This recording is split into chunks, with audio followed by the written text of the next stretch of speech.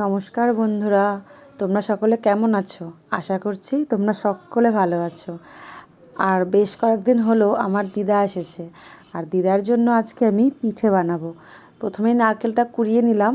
এবার নারকেলের মধ্যে ওই স্বাদ অনুযায়ী চিনি আর সামান্য একটু খেজুরের গুড় দিয়ে দিলাম। এইটুকু গুড় আমার আগের বছরেরই ছিল, তো ওই গুড়টা একটু গন্ধ হওয়ার জন্য দিয়ে ভালো করে মেখে আমি কিছুক্ষণ রেখে দেবো রেস্টে।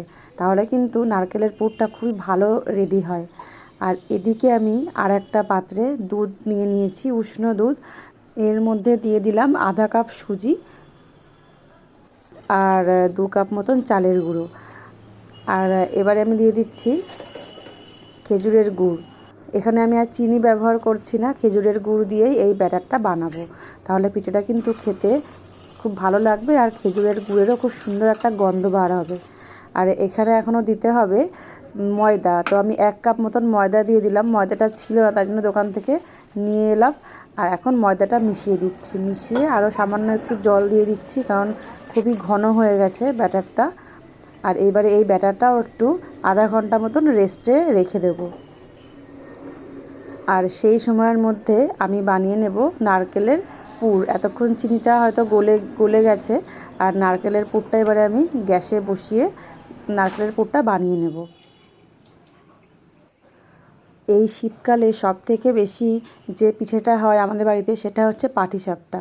আমি একবারে বেশি করে নারকেলের পুর বানিয়ে ফ্রিজের মধ্যে রেখে দিই।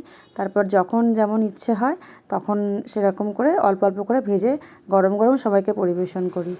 আর আমি রান্নাটা করছিলাম, তো মাঝে আমার দিদা এসে বলল যে আমি একটু নেড়ে দিচ্ছি। তো পুরটা তারপরে লাস্টে দিদা বানিয়ে দিয়েছে। পুরটা আমার হয়ে গেছে রেডি। এবারে একটা আয়রনের তাওয়া নিয়ে নিয়েছি, তাওয়ার মধ্যে ভালো করে অয়েল ব্রাশ করে নিয়েছি। আর এরপরে যে ব্যাটারটা বানিয়ে রেখেছিলাম, ব্যাটারটা এবারে দিয়ে দিচ্ছি।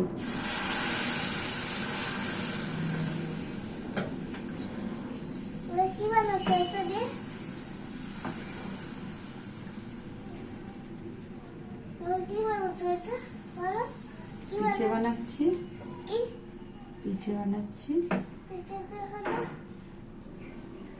পাটিসাপটা বানানোর সময় একটা ভয় আমার এখনও লাগে যে পাটিসাপটাটা ঠিক করে উঠবে কি না, কি কড়াইয়ের নিচে লেগে যাবে, এই ভয়টা আমি এখনও পাই। আর আজকেও সেমই হয়েছে। প্রথম দুটো পিঠে আমার ভালো ওঠেনি, আর তারপরে 3 নম্বর পিঠেটা কিন্তু খুব ভালো উঠেছে। আর আমি যেভাবে বানালাম, মানে ওই যতটা চালের গুঁড়ো তার অর্ধেকটা ময়দা আর তার অর্ধেক সুজি, এইভাবে যদি ব্যাটারটা বানানো হয় তাহলে কিন্তু পাটিসাপটা জোড়া লেগে যায় না। আর এছাড়াও পিঠে বানানোর 15 মিনিট আগে থেকে যদি একদম গ্যাসের আঁচটা কমিয়ে তাওয়াটা বসিয়ে রাখা যায়, তাহলেও কিন্তু পাটিসাপটা প্রথম থেকেই খুব সুন্দর ওঠে।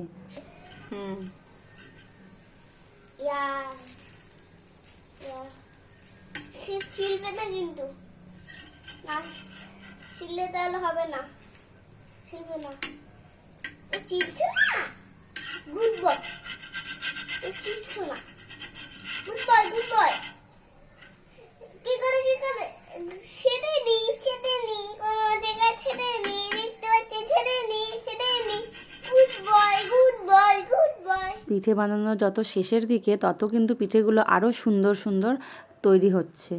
আর পিঠে বানানো আমার কমপ্লিট। এইবারে দিদাকে দেবো দুটো টেস্ট করার জন্য। দিদা আজকে চলে যাবে, তাই দিদার মনটাও খুব খারাপ। তো সেই জন্য বলছে আমি এখন খাবো না। আমি বললাম টেস্ট তো করে দেখো, আর বাড়িতে দিদার জন্য পাঠিয়ে দেবো, বাড়িতে গিয়ে খাবে। আর আমার ছেলের কিন্তু পিঠে আগেই খাওয়া হয়ে গেছে। ও গরম গরম দুটো পিঠে প্রথম দিকে খেয়ে নিয়েছে, কিন্তু বড় মার কোলে বসেছে, ও আবার খাবে সেই জন্য। আর আমার বানানো পিঠে দিদা খেয়ে মানে কি বলবো, নাতনি বানিয়েছে, তো খারাপ হলেও তো কখনো বলবে না যে ভালো হয়নি। তো যাই হোক, খুব একটা খারাপও হয়নি। আমরাও তো খেয়েছি, খেয়ে টেস্ট করে তারপরেই তোমাদেরকে বলছি। আমার ছেলেকে ভাব দেখো, পিঠে খাওয়া হয়ে যাবে, ব্যাস এবারও কোলের থেকে নেমে যাবে। আর তোমাদের কেমন লাগলো আজকে আমার এই ভিডিওটা? আর পরবর্তীতে আমার দিদার সাথে আরও অনেক ভিডিও তোমরা দেখতে পাবে। তো তোমরা সকলে ভালো থেকো, টাটা।